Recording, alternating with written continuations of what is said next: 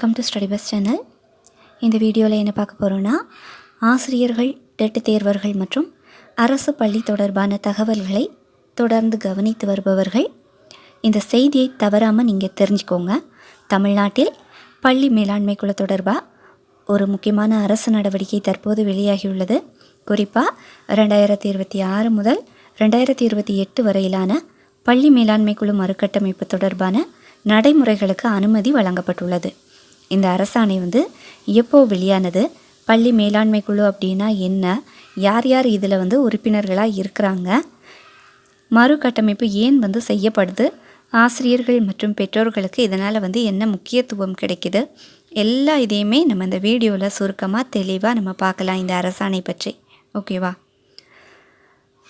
இந்த ஆவணத்தில் பார்த்திங்கன்னா 19/8/2026 என்ற தேதி குறிப்பிடப்பட்டிருக்குது. மேலும் இது பள்ளிக்கல்வித்துறையின் கீழ் பள்ளி மேலாண்மை குழுவை 2026 முதல் 2028 காலகட்டத்திற்காக மறுகட்டமைப்பது தொடர்பான நடவடிக்கையாக இருக்குது. அதாவது ஏற்கனவே செயல்பட்டு வந்த பள்ளி மேலாண்மை குழுக்களின் பதவிக்காலம் முடிவடைந்த பின்னர் அடுத்த காலகட்டத்திற்கான குழுக்களை அமைப்பதற்கான நடைமுறைகள் மேற்கொள்ளப்படுகின்றன. இதில் இங்கே ஒரு விஷயத்தை நம்ம தெளிவாக புரிஞ்சுக்கணும்.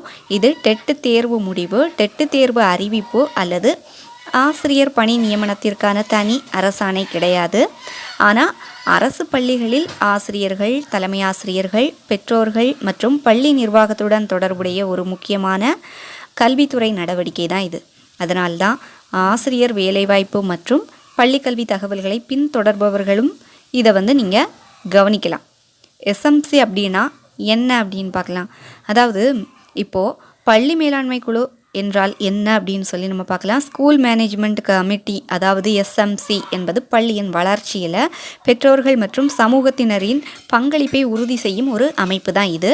ஒரு பள்ளியில் கல்வி மட்டும் நடந்தால் போதாது, மாணவர்களுக்கு தேவையான அடிப்படை வசதிகள் இருக்குதா, பள்ளி சூழல் எப்படி இருக்குது, மாணவர்கள் தொடர்ந்து பள்ளிக்கு வராங்களா, பெற்றோர்களின் கருத்து என்ன, பள்ளியின் வளர்ச்சிக்கு உள்ளூர் சமூகத்திலிருந்து என்ன உதவி கிடைக்க முடியும், இப்படிப்பட்ட பல விஷயங்களில் பள்ளி மற்றும் சமூகத்தை இணைக்கும் ஒரு முக்கியமான அமைப்பாக தான் அந்த எஸ்எம்சி செயல்படுகிறது. சட்ட அடிப்படை அது.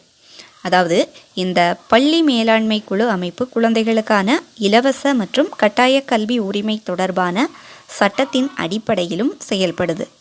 இங்கே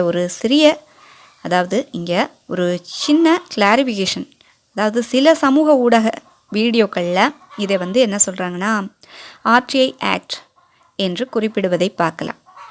ஓகேவா? ஆனால் கல்வி தொடர்பாக இங்கே குறிப்பிடப்படுவது என்னன்னா ஆர்டிஇ, அதாவது right of children to free and compulsory education act 2009, அதாவது குழந்தைகளுக்கான இலவச மற்றும் கட்டாய கல்வி உரிமை சட்டம். இதனுடன் தொடர்புடைய மாநில விதிமுறைகள் மற்றும் பள்ளி மேலாண்மை குழுக்களுக்கான வழிகாட்டுதல்களும் முக்கியமானவை.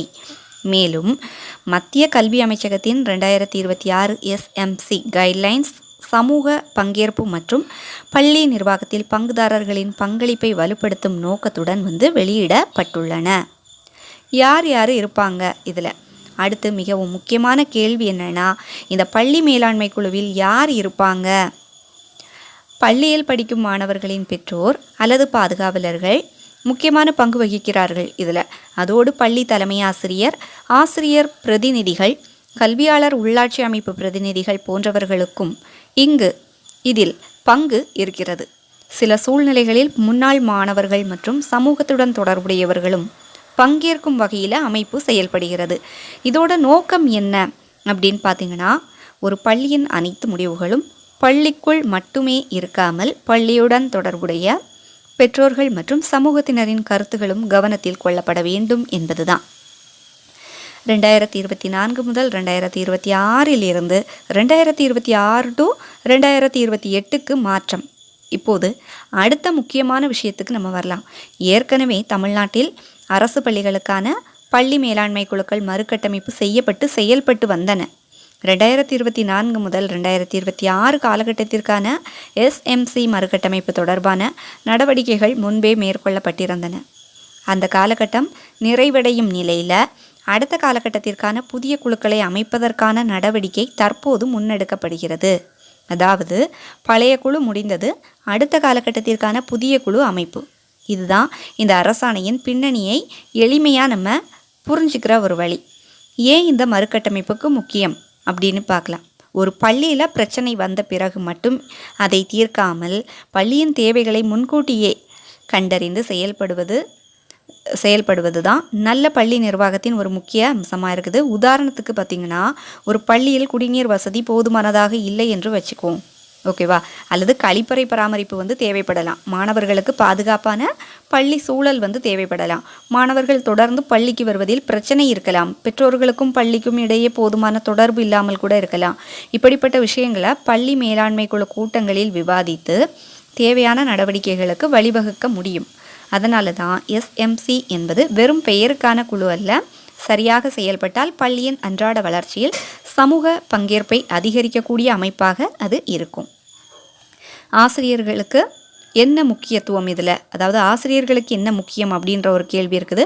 இப்போ ஆசிரியர்கள் மற்றும் டெட் தொடர்பான தகவல்களை கவனித்து வருபவர்கள் கேட்கக்கூடிய ஒரு முக்கியமான கேள்வி என்னன்னா, இதனால் ஆசிரியர்களுக்கு நேரடியாக என்ன மாற்றம் வரும் அப்படின்ற ஒரு கேள்வி இருக்குது. இதற்கு சரியான பதில் என்ன அப்படின்னா, இந்த அரசாணை டெட் தேர்வு அல்லது புதிய ஆசிரியர் நியமனத்திற்கான அறிவிப்பு என்று கூற முடியாது. ஆனால் அரசு பள்ளிகளில் பணிபுரியும் ஆசிரியர்கள் மற்றும் தலைமை ஆசிரியர்கள், SMC செயல்பாடுகளுடன் தொடர்புடையவர்கள்.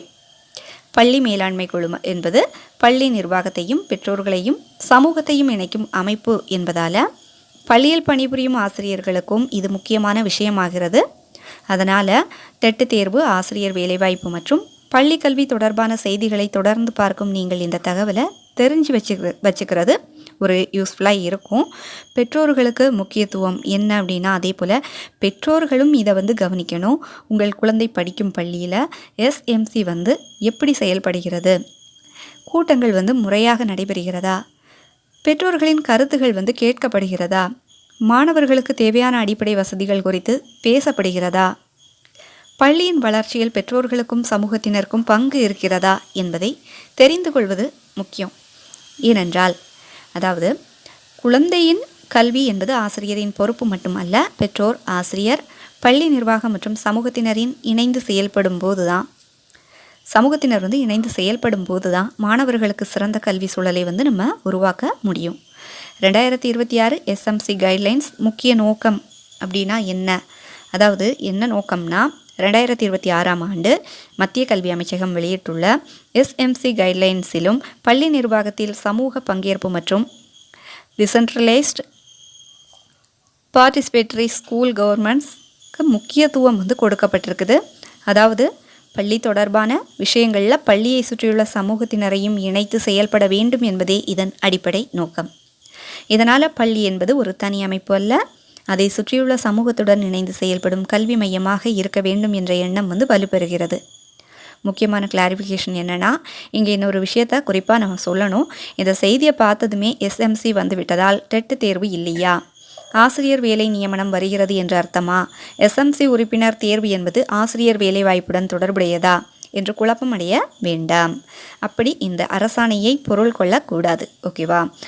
இது பள்ளி மேலாண்மை குழு மறுகட்டமைப்பு தொடர்பான கல்வித்துறை நடவடிக்கை, டெட் தேர்வு, ஆசிரியர் தேர்வு, காலி பணியிடங்கள் அல்லது பணி நியமனம் போன்ற விஷயங்களுக்கு தனித்தனி அதிகாரப்பூர்வ அறிவிப்புகளைத்தான் நம்ம பார்க்கணும்.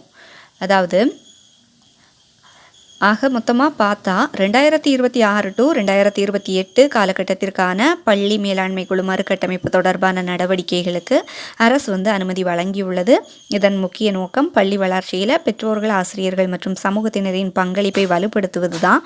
மேலும் 2026 SMC கைட்லைன்ஸிலும் சமூக பங்கேற்பு மற்றும் பள்ளி நிர்வாகத்தை வலுப்படுத்துவதற்கு முக்கியத்துவம் கொடுக்கப்பட்டுள்ளது. இந்த தகவல் உங்களுக்கு யூஸ்ஃபுல்லாக இருந்ததா? உங்கள் பள்ளியில் SMC எப்படி செயல்படுகிறது, ஆசிரியர்கள் மற்றும் பெற்றோர்களின் கருத்துக்கு போதுமான முக்கியத்துவம் கொடுக்கப்படுகிறதா அப்படின்றத உங்களுடைய கருத்தை நீங்கள் கமெண்ட்டில் தாராளமாக சொல்லலாம். இந்த தகவல் மற்ற ஆசிரியர்கள் மற்றும் பெற்றோர்களுக்கும் பயன்படும் என்று நீங்கள் நினச்சிங்கன்னா இந்த வீடியோவை அப்படியே லைக் பண்ணிக்கோங்க, ஷேர் பண்ணி விடுங்க, ஹைப் பண்ணி விடுங்க. அப்போ தான் நிறைய பேருக்கு இந்த வீடியோ ரீச் ஆகும். மறக்காமல் நம்ம ஸ்டடி பெஸ்ட் சேனலை சப்ஸ்கிரைப் பண்ணி வச்சுக்கோங்க. தேங்க்ஸ் ஃபார் வாட்சிங்.